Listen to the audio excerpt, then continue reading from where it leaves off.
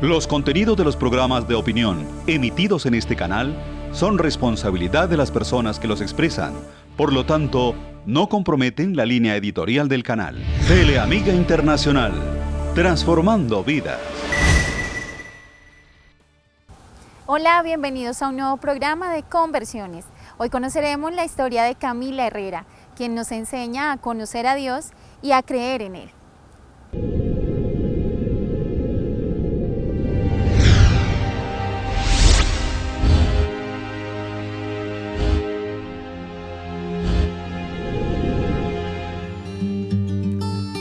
Camila Herrera nace en un ambiente de amor, calor y en medio de una familia que respeta las bases católicas.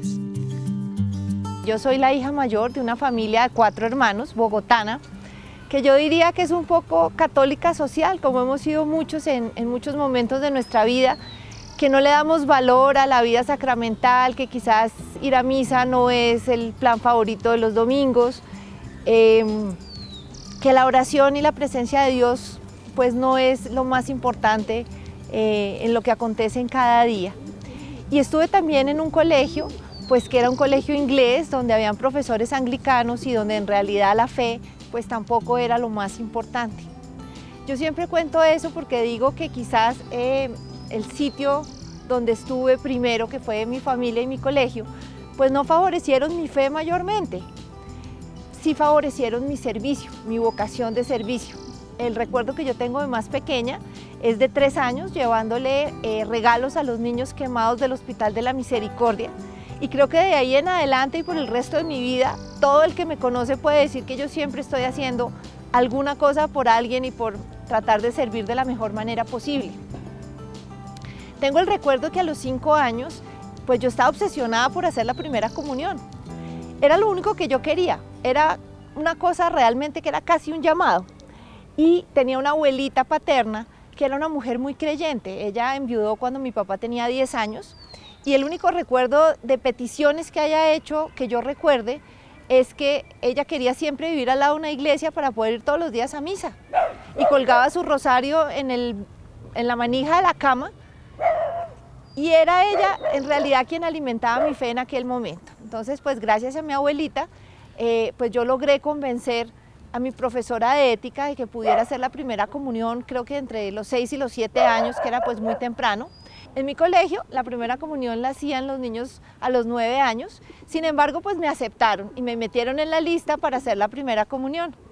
Eso trajo pues algunas dificultades prácticas, y era que por ejemplo cuando les hacían su preparación pues nunca llevaban a la niña que estaba en kinder, y cuando llegaba el momento, digamos, de preparar la primera confesión, pues yo tampoco estaba nunca en la lista. Entonces creo que hice la primera comunión con lo que me enseñó mi abuelita, y no recuerdo ni siquiera si me confesé o no me confesé, pero para mí el día de la primera comunión fue lo más grandioso, lo más glorioso. Yo era una princesa, no había nada mejor que ese momento.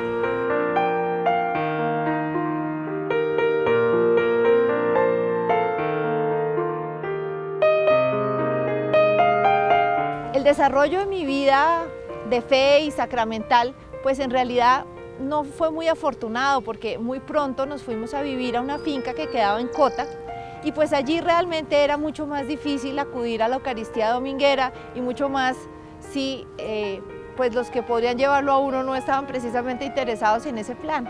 Entonces lentamente pues fui perdiendo esa posibilidad de acceder a los sacramentos. Adicionalmente, pues fui influenciada por mis amigos de la zona y del barrio que no estaban interesados en ninguna forma en Dios y que se declaraban ateos, al punto que cuando yo cumplí 18 años en el colegio, yo, que era la que había peleado por hacer la primera comunión, ya me declaraba atea. Y claro, no quise confirmarme, porque ¿para qué si yo era atea en ese momento? Vine a confirmarme unos años más adelante, porque ese era el papelito número 3 que pedían para uno poderse casar por lo católico. Y pues en realidad perdí una gran oportunidad de haber vivido una vida sacramental activa y de haber podido recibir de una mejor manera este sacramento.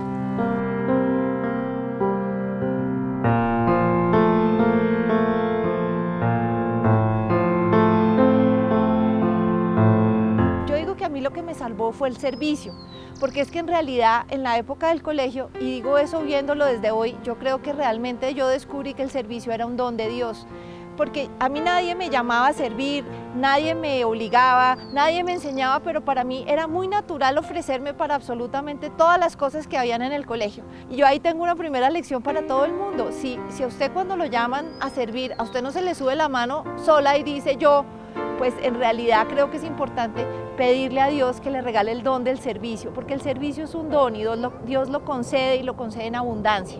Y cuando uno lo recibe, hacer cosas por otros es una cosa realmente muy divertida. Y así fue mi vida. Yo me gradué del colegio, entré a estudiar en la Universidad de los Andes, Ingeniería de Sistemas, y ahí pues cambiamos un poco el discurso, porque las personas con que yo me reuní en esa época pues pensaban que todos habíamos sido unos privilegiados, que habíamos tenido muchas oportunidades sociales, que habíamos aprendido muchas cosas y que eso que nosotros habíamos recibido pues teníamos que devolverlo de alguna manera a otros que hubieran sido menos favorecidos y que hubieran podido tener menos oportunidades. Y entonces veíamos en este momento el servicio como una opción de apoyo social, más que una actividad, digamos, orientada por Dios. Pero bueno, hicimos cosas buenas. Yo me gradué de la universidad, entré a trabajar al sector financiero. Camila Herrera inició un proceso para buscar su fe, pero algunos caminos no eran los esperados para acercarse a Dios Padre y Jesús Hijo. Yo me casé, tuve un hijo a los 2 años de matrimonio y cuando iba a cumplir cerca de 30 años tomé la decisión de separarme. Yo digo que me casé sin Dios y me separé también sin Dios. Y decidí que yo quería salir en ese momento de mi vida a buscar a este Dios de las nubes que quizás podía decirme cuál era mi misión, porque yo pensaba que realmente todo estaba mal, que yo había sido obediente a todo lo que me habían enseñado, que había hecho todo, que ya había estudiado una carrera, una maestría, le ayudaba a todo el mundo y yo en realidad no me sentía feliz, algo estaba faltando estructuralmente en mi vida y yo pensaba que si yo no resolvía ese problema, pues seguramente a mi hijo le iba a pasar lo mismo. Y entonces salí a buscar a este Dios, pero lo busqué desafortunadamente en los lugares donde uno no debe buscarlo. Entonces, creyendo que en el mundo católico no había nada para mí, pues empecé a leer libros de superación personal, de ayúdate a ti mismo, el poder está dentro de ti, todas estas otras cosas que en realidad nos hacen olvidar de Dios y hacen creer que en nosotros mismos está la respuesta. Y así duré cerca de 5 años. Hasta que un día fui a acompañar a una amiga que quería ir a visitar a una bruja para preguntarle si el novio que tenía, pues en realidad se iba a casar con ella. Hoy en día quiero decirle a todo el mundo, nunca vayan donde una bruja porque eso daña su alma y además es un signo de falta de fe en Dios. Pero bueno, en esa época nosotras fuimos y cuando llegamos a la puerta de la casa de esta mujer, ella salió y se quedó mirándome y me dijo, niña, usted aquí no puede entrar. Entonces yo pues miré como un poco aterrada y me dijo, sí, inmediatamente usted se va para donde el padre que la casó y hace todo lo que él le diga.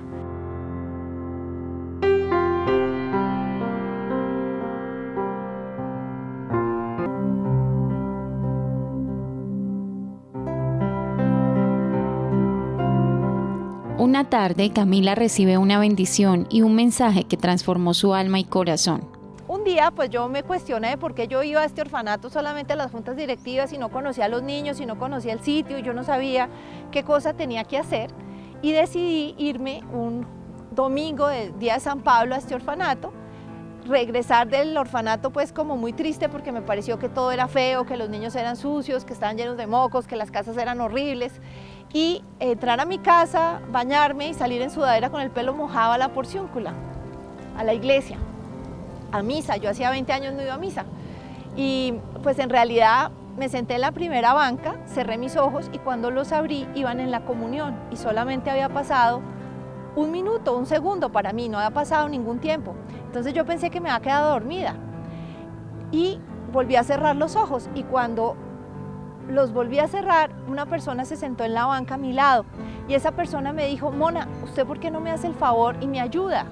Entonces yo me volteé a mirar qué me decía esta persona y solamente le vi unos ojos café de mirada profunda que entraron como por entre mis ojos a mi corazón y mi corazón inmediatamente dijo, Jesús se me sentó al lado, ¿yo qué voy a hacer? Pero mi cabeza decía, Jesús no se le sienta a uno al lado y el corazón decía, se sentó. Y la cabeza decía, olvídelo, no se ha sentado. Entonces yo empecé a temblar en la banca porque tenía miedo y esta voz de la persona que está a mi lado dice, no tengas miedo, que sí soy yo. Y yo pues quedé muy preocupada porque yo me acordaba que Jesús se le había aparecido a los de Emaús en el camino y yo decía, ¿qué tal que sí esté aquí a mi lado y yo no me esté dando cuenta? Y le pido pues a estos ojos que por favor me acompañen hasta el carro. Esta persona se levanta conmigo, empieza a caminar y yo le veo unos blue jeans rotos, muy sucios, y lo primero que pensé fue, pues Jesús no puede andar con unos blue jeans tan feos. Y le digo a estos ojos con blue jeans que por favor me esperen un momentico y me voy a mi casa. Saco unos blue jeans, una ropa que tenía que me han dado para el orfanato y que era de adulto, unas manzanas y unos chitos y me devuelvo a buscar a los ojos con blue jeans. Y me encuentro con los blue jeans y cuando yo le fui a entregar el talego a este hombre, pues fue que le vi la cara por primera vez. Y era un pordiosero espantoso, con el pelo lleno de rastras, los piojos le saltaban, la cara sucia. Y yo lo miré y dije, Dios mío, si yo hubiera visto a esta persona sentada a mi lado, yo me cambio de banca. Pero bueno, le entregué el talego y le dije, mire señor, Dios lo debe querer a usted mucho, por favor, no lo venda, Dios se lo manda. Y me fui para mi casa y lloré desconsoladamente durante 8 horas seguidas y lloraba y lloraba y lloraba. Y como a las 8 horas me dio fue rabia y le dije a Jesús, ¿cómo tú me haces esto? ¿Tú cómo te me apareces y no me dices para qué era? Y en ese momento cogí un librito que tenía encima de la mesa que me han regalado hacía unos días y abrí cualquier hoja. Y en esa hoja decía, si crees, todo será más fácil. Creer es casi como ver, y verme es un privilegio que yo reservo para unos pocos. Esto es muy fácil, es como en clase de costura, que tú hacías las 3 primeras puntadas y tu mamá te terminaba el tejido, y yo soy mejor que tu mamá. Tu misión desde toda la eternidad es acercarme a aquellas personas a las que yo no puedo llegar sino a través de ti. Imagínate que te hubiera escrito una carta con mi sangre, aunque hubiera llegado mucho tiempo más tarde, porque mi amor está siempre vivo y yo soy siempre el mismo. Y yo en realidad pensé de ahí y para todo el resto de mi vida que yo me había encontrado con Jesús en ese mendigo en la porciúncula.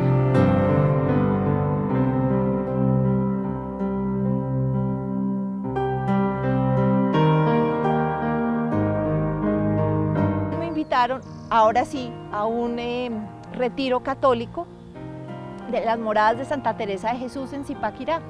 Y yo fui a este retiro con mucha ansiedad porque yo no sabía en realidad si quizás lo que me había pasado en la porciúncula era que yo ya tenía meningitis y de pronto era una ilusión mía y yo nunca me había encontrado con Jesús o sí se me lo había encontrado, pero mi corazón tenía una certeza tan grande que pues ya casi que mi corazón estaba venciendo mi mente, ¿no? Y yo ya creía de verdad que pues que sí era, pero yo quería como que alguien me lo ratificara.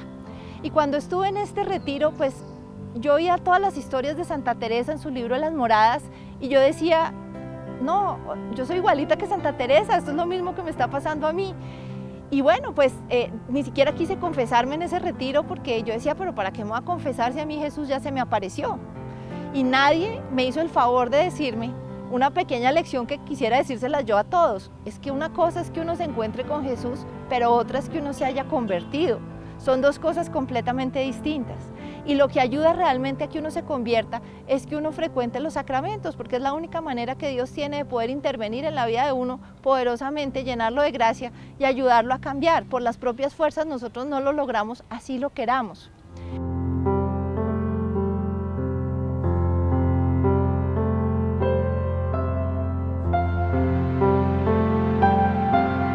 Y yo en ese momento tomé la decisión de hacer lo que yo llamé el Tour de la Misericordia, que era básicamente ir a hacer todo tipo de servicios, a ver en cuál servicio yo me sentía más cómoda.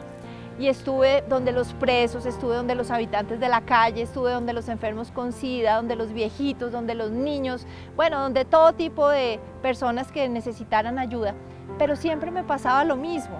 Yo pensaba que el de la cárcel me iba a sacar el puñal, que el del SIDA me lo iba a prender, que los de la calle olían horrible. O sea, había algo en mi corazón que en realidad no me permitía acercarme a servirles como ellos lo merecían. Y un día tuve el valor de comentarle eso a la madre superiora del orfanato de la comunidad donde yo trabajaba, donde servía. Y ella me dio la solución, me dijo, mira, fácil, es que el problema tuyo es que no tienes un corazón misericordioso, tienes que pedírselo a Dios. Y me enseñó cómo hacerlo. Y yo desde ese día empecé a pedirle a Dios todos los días que por favor Él me diera un corazón misericordioso, para que cuando yo fuera a servir a los demás pudiera acogerlos sin ninguna restricción, porque eso es la misericordia, que uno pueda acercarse realmente al otro, ayudarle sin poner ninguna restricción. y yo creo que Dios con el tiempo me ha venido dando ese don, porque hoy en día pues diría que no me importa nada. Me parece maravilloso ir a servir a cualquier persona en cualquier condición.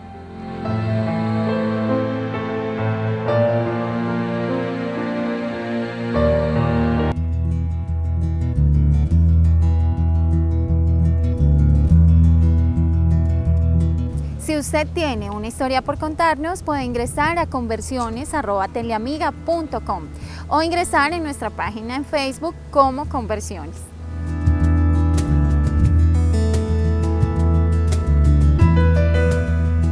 El día que salí de este orfanato también se me acabó el trabajo que tenía y decidí hacer un año sabático en el que yo solamente iba a misa por las mañanas, iba al Santísimo, a las 12 volvía a misa y por las tardes me leía los libros de todos los santos.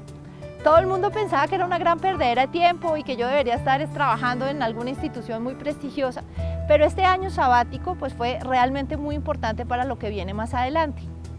Salí de ese año sabático y monté una consultoría, una oficina de consultorías que yo llamaba técnicos sociales, es decir, que eran proyectos muy difíciles técnicamente, pero que le hacían el bien a alguien.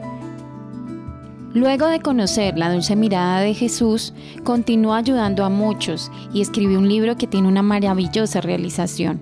Mi vida parecía mucho más organizada, ya tenía pues todo lo que yo quería en un solo lugar, pero en realidad Dios tenía planes todavía más grandes para mí, nuevas cosas. Y en el año 2008, cuando yo estaba en una Eucaristía en San Juan Crisóstomo, el sacerdote, que era el mismo de la parroquia del sur, pero que había venido a dar una misa en el norte, dijo, ¿y qué pasaría si tú te mueres hoy? Y yo dije, yo no me puedo morir hoy, no me puedo morir porque es que yo tengo muchas cosas que enseñarle a mi hijo y no se las he enseñado todavía.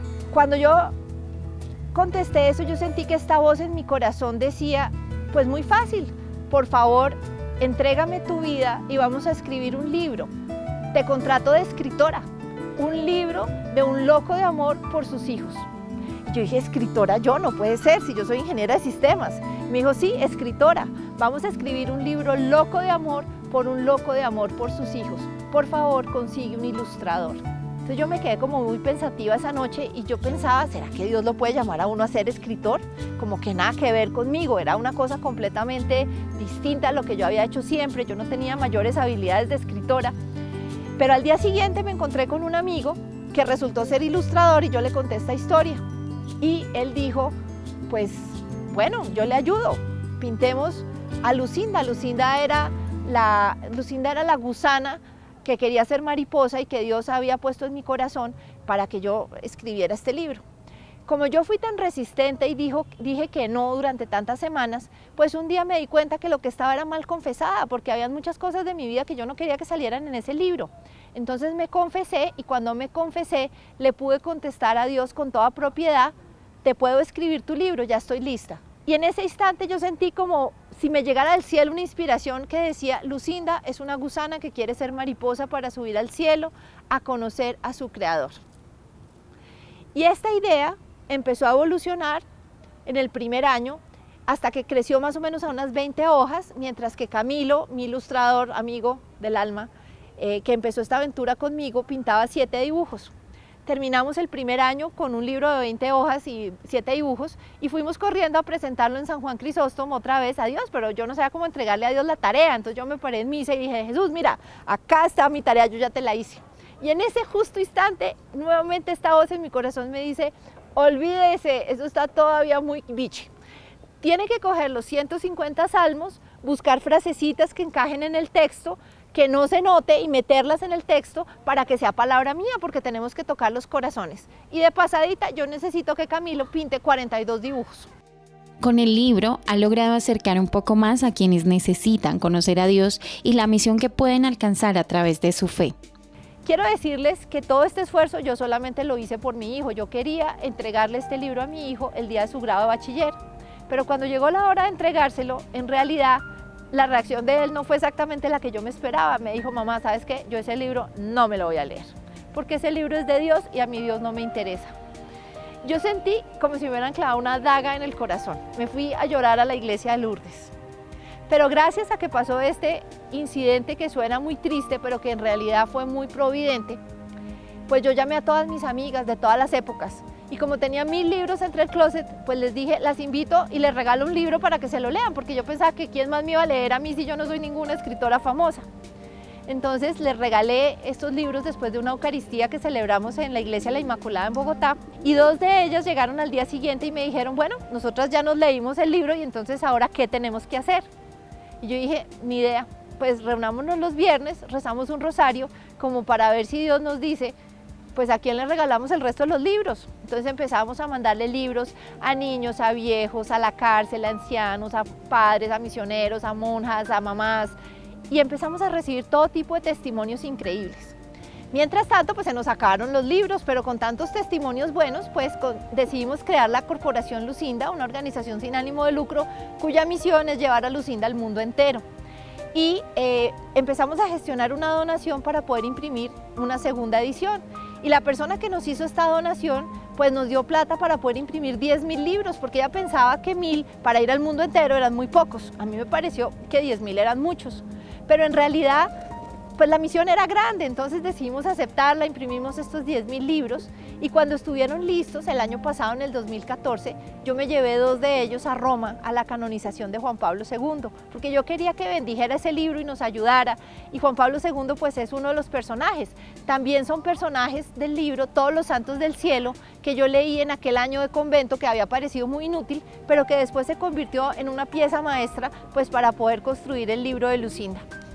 Fue así como después de hacer fila 24 horas, de creer que íbamos a morir espichadas entre la cantidad de gente que había en esa canonización, pues cuando hicieron la fórmula de santificación de Juan Pablo II, yo sentí que me decían, tranquila, tú lleva a Lucinda al mundo entero, que nosotros te ayudamos. Y yo pensé que era ilusión mía, porque pues después de tantas horas de fila y en ese cansancio, yo dije, no, pues debe ser que yo me lo estoy inventando.